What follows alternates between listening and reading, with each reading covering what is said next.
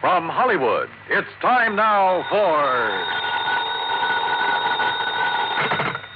Johnny Dollar. Pat McCracken, Johnny, Universal Adjustment Bureau. Oh, hi, Pat. Hey, I thought you were on vacation. I was. I got called back right in the middle of it on account of Ned Grant. You know him? Grant, the Broadway columnist? That's the one.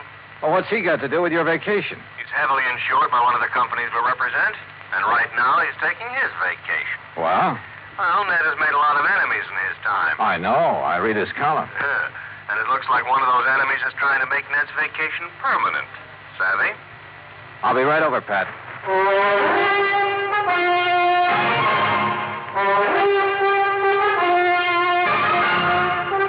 Bob Bailey in the exciting adventures of the man with the action-packed expense account. America's fabulous freelance insurance investigator. Yours truly, Johnny Dollar.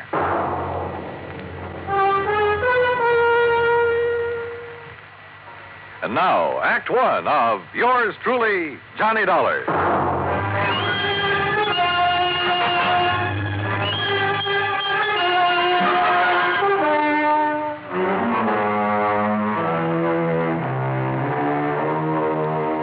Expense account submitted by Special Investigator Johnny Dollar to the Home Office, Universal Adjustment Bureau, Hartford, Connecticut.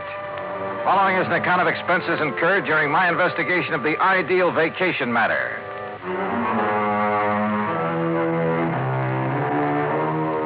Expense account item one, $1.20 for a taxi from my apartment to the office of Universal Adjustment Bureau, where Pat McCracken was waiting for me, his face covered with sunburn and worry. Just when I was beginning to relax and enjoy my vacation. Sit down, Johnny. Thanks. Now, what's the deal about this Ned Grant? When you say you read his column, you know he prints some pretty blunt stuff sometimes. Yeah. I've often wondered how he gets away with it. A couple of years ago, he dug up some evidence on a bad boy named Willie Bemis. Bemis, yeah. The stuff he printed helped get Bemis convicted, didn't it? Yeah, but he swore he'd get even with Ned. Oh, well, a fella in Ned Grant's position hears that kind of threat all the time. Besides, with Bemis in jail, what's the problem? None at all, Johnny, if he were in jail. He broke out last night. Oh, I see. Does Grant know that Bemis is on the list? No, I told you, Grant's on vacation, probably as far from a newspaper as he can get. So you think he's in danger?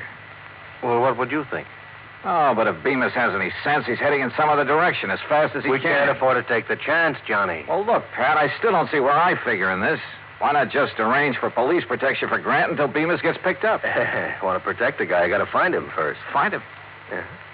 You mean you don't know where Grant is? Apparently nobody knows. Oh, great. And I'm supposed to find him? That's right.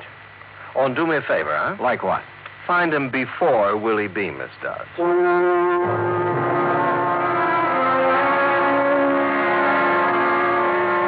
Well, I knew enough about Bemis to realize he wouldn't hesitate to gun down anybody who got in his way, including me. So I headed for New York. That's item two, $23.40. I located the apartment house where Ned Grant lived and had a talk with the manager in his office at the rear of the first floor. I'm sorry, Mr. Dollar, but I really don't have the slightest idea where Mr. Grant went on his vacation. Well, didn't he leave a forwarding address? No, he just told me to hold all his mail for him here until he got back. And he didn't say anything at all that would give you a clue as to where he might have gone? None at all. Oh, great. I don't know if you know Mr. Grant very Not well, personally. but, well, he's unpredictable, let's put it that way. Of course, the kind of life he leads would make a character out of anyone, I guess. You mean batting out that column every day, huh? Yes, and his phone ringing every 10 minutes and strange people traipsing up to see him at all hours. Really, I can understand his not telling anyone where he went on his vacation. He just wanted to get away from it all. He kept saying that this time he was going to have an ideal vacation. Ideal vacation. That could mean anything from a trip to the moon to, well, Lord knows what. Tell me this. Did he take much luggage? Well, I don't even know, but he hadn't been gone 10 minutes before my phone started ringing with calls for it. Your phone? Oh, yes, Mr. Grant had his disconnected before he left. Tell me, Mr. Dollar, what's so urgent about finding Mr. Grant? There's an escaped convict named Willie Bemis who has it in for him. Oh? He could be looking for Grant.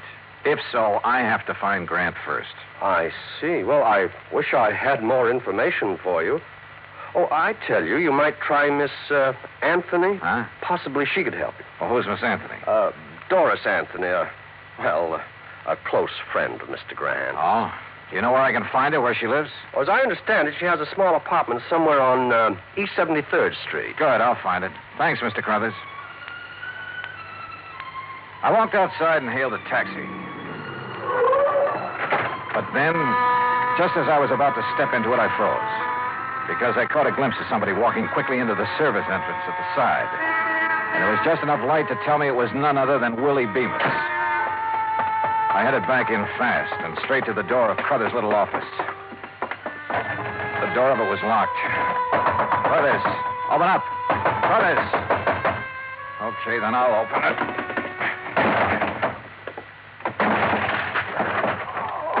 Hey, Crothers, what happened to you? Oh, Mr. Dollar. That's right, what happened?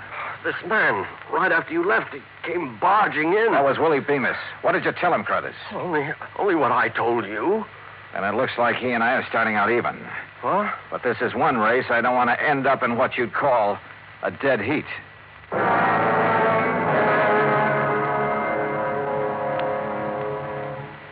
Act 2 of yours truly, Johnny Dollar, in a moment.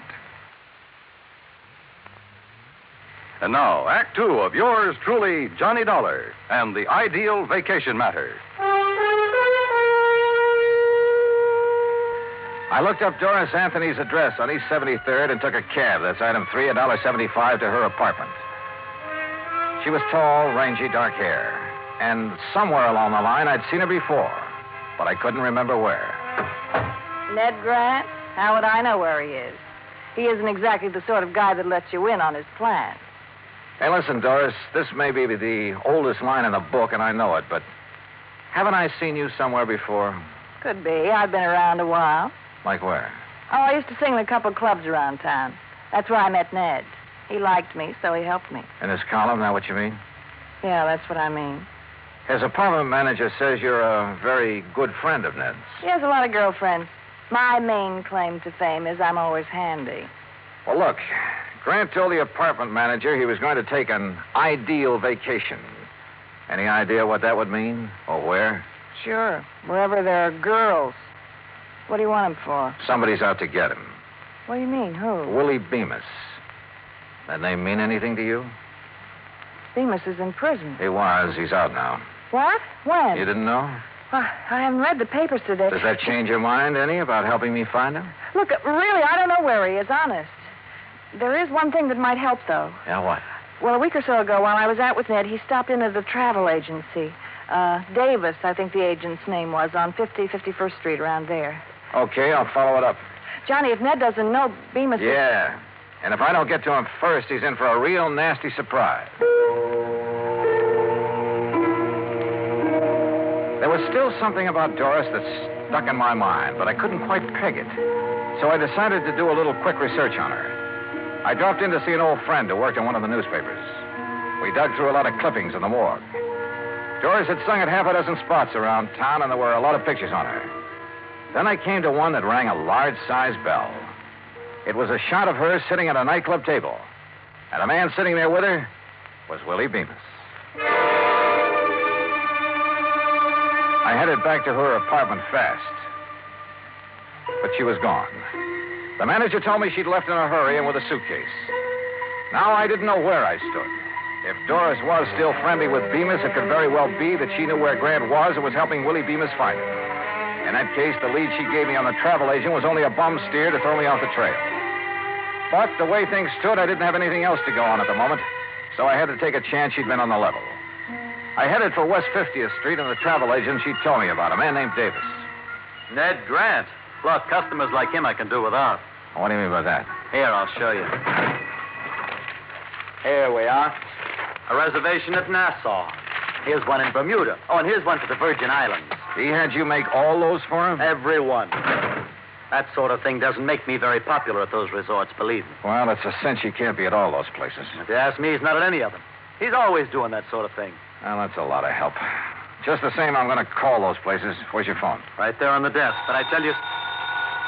Excuse me. Hello? Who? Oh, yeah, just a minute. It's for you, Mr. Dollar. Oh, thanks. Johnny Dollar. It's Doris Anthony, Johnny. Well, I didn't think I'd be hearing from you again. Why not? After I found out you were an old friend of Willie Bemis, I went back to your apartment. You'd cleared up. Johnny, I'm no longer a friend of Willie Bemis. Oh, now, wait a minute, sister. It's the truth. But I was afraid he might come to see me. That's why I left. Oh, sure. Johnny, the reason I'm calling, I think I know where Ned could be. Where? Well, I'm not sure, but a few days ago he went to see a friend of his named Mike Hastings. Mike owns a ski lodge up in Vermont. Ski lodge? There's no skiing this time of year. I know, the lodge is closed, but Ned's gone up there once or twice before when he wanted to get away from everything. Okay, where is it? It's called Hastings Lodge, about 20 miles beyond Bradbury, on a little country road. Now, look, I have no choice but to go on up there. Have you told anyone else about this? No, of course not. Okay, Doris. Don't. Expense account item 4, $38.50. Transportation by plane and rented car to Hastings Ski Lodge. As I jounced over the bumpy road up in the Vermont woods, I couldn't help thinking this might be strictly a wild goose chase. But at the moment, I couldn't afford to pass up any lead. It was after dark when I finally drove up to the lodge. It sprawled on the side of a hill way out in the middle of nowhere. There were no lights on, no sign of life about the place at all.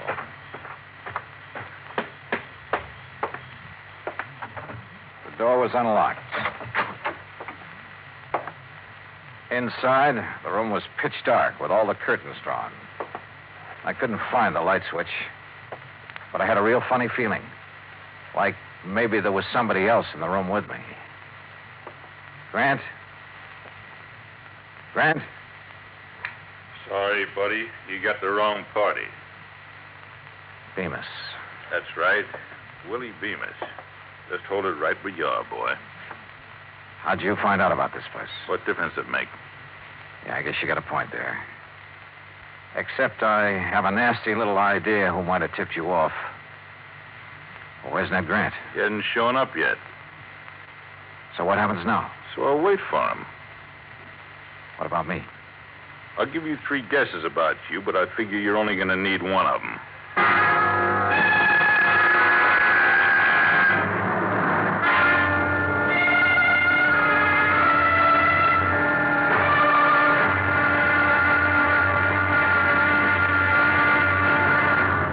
Act 3 of yours truly, Johnny Dollar, in a moment.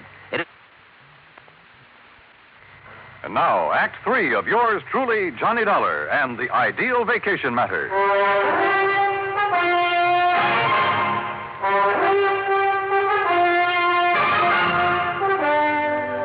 Stand still, Dollar. My gun is on the left, if that's what you're looking for, Bemis. Oh, thanks. So Doris tipped you off, huh? I had a little talk with her. And I thought she was a friend of Grant's. You never know, do you? I guess you're right. Dollar, I'm afraid you're in my way around here, and that means... Well, you get the message, don't you?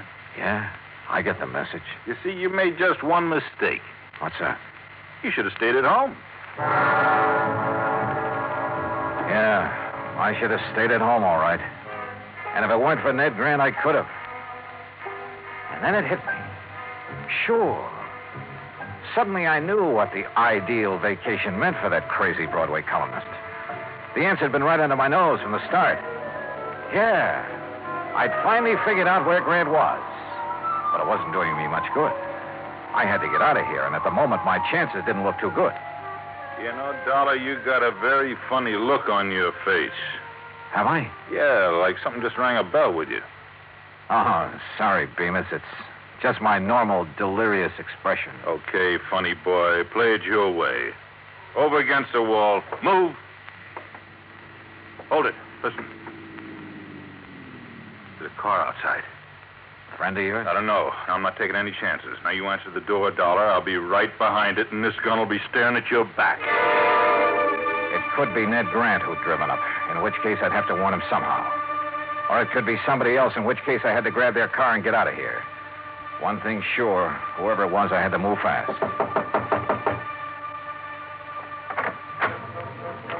Johnny? I pulled the door open wide, then threw my weight against it. It slammed into Bemis and flattened him against the wall. He was off balance, so I couldn't. He sprawled and his gun went flying. But I couldn't see where, and I couldn't take time to look. I grabbed Doris. Come on. Come on, now, into the car. Now, you're going to help me for a change. That was Bemis. Don't tell me you're surprised. You're the one who tipped him off about the ski lodge. But, Johnny, I had no choice. He pushed me around. Yeah, sure. Johnny, Where are we going? New York. You think Ned's there? Doris, I think he's been there right from the start.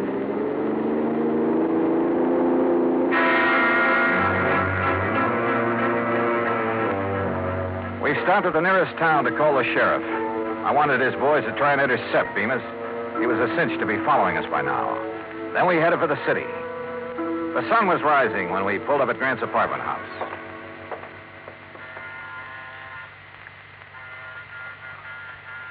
The manager didn't answer. Maybe he's still asleep. Looks like I have to take another chance on you, Doris. I tell you, I'm on the level, Johnny. I sure hope so. I got to get up to Grant's apartment fast. Now, there's a payphone over there in the lobby. Call the police and then meet me upstairs. Go on. Okay, Johnny. I went upstairs and pounded on Grant's door, but no answer. I went to the end of the hall and out onto the fire escape. Yeah, there was a ledge. Carefully, I worked my way along it to a window. It was Grant's bedroom, all right. And there he was, sound asleep, with an empty bottle on the bed table. So my hunch had been right. Sure, it was the ideal vacation for a guy who was pestered by everybody in town. Tell everyone you're leaving the city, then disconnect your phone and hole up in your apartment for some real peace and quiet. I went to the front door. Doris? Yes, Johnny, let me in. Okay, just a sec. Well, Doris, I was... Well. Well. If it ain't Johnny Dollar. Hello, Bemis. Now, ain't this nice? So you did it again, Doris. Honest, Johnny, I couldn't help it. He has a gun. He made me. Yeah, sure. Pretty smart, huh, Dollar? Finding Ned Grant for me? You know, I don't think I'd ever thought of looking for him here. But you did, so you're a smart boy. Okay, now look, Bemis. Don't interrupt me while I'm talking. Like I was saying, I'm much obliged you for helping me find Grant. Now that I got him, okay. So I don't need you around anymore. No, don't! Slowly and with a smirk on his face, Bemis raised his gun until it pointed straight at my head. It flew out of his hand. The shot had come from outside, down the hall. Suddenly, the corridor was swarming with police. Bemis dove for his gun. Well, you don't get me. Instead, he collected the butt of one over his left ear. Thank goodness they got here. So you did call the police after all? You bet I did. Now, do you believe I'm on the level? Yeah, Doris, I guess I do. And you took a mighty good way to prove it. What's going on here? Ned. So you finally woke up, or sobered up. Hey, that's Willie Bemis they're carting away. It sure is. Well, what's he doing here? What's going on, huh? Hey, look, Bright Eyes, you better go on back to bed. But I don't understand. Just write the whole deal off as a bad dream, huh?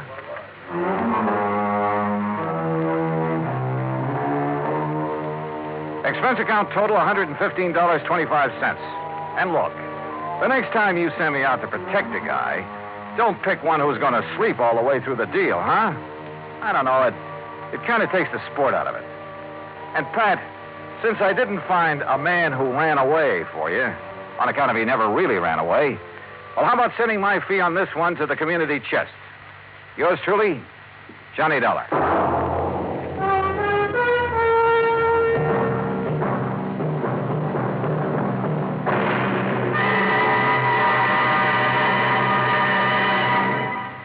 Our star will return in just a moment.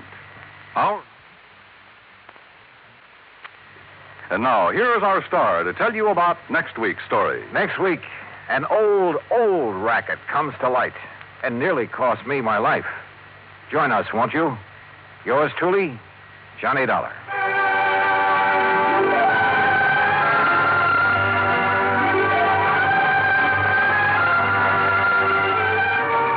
Yours truly, Johnny Dollar, starring Bob Bailey, originates in Hollywood. Written by Robert Wright, it is produced and directed by Jack Johnstone. Heard in our cast were Mary Jane Croft, Lawrence Dobkin, Joseph Kearns, Jack Edwards, Barney Phillips, and Byron Kane. Be sure to join us next week, same station, for another exciting story of yours truly, Johnny Dollar.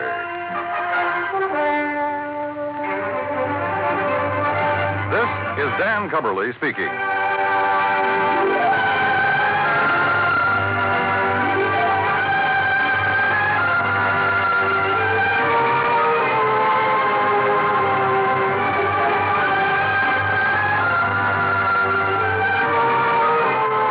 This is the United States Armed Forces Radio and Television Service.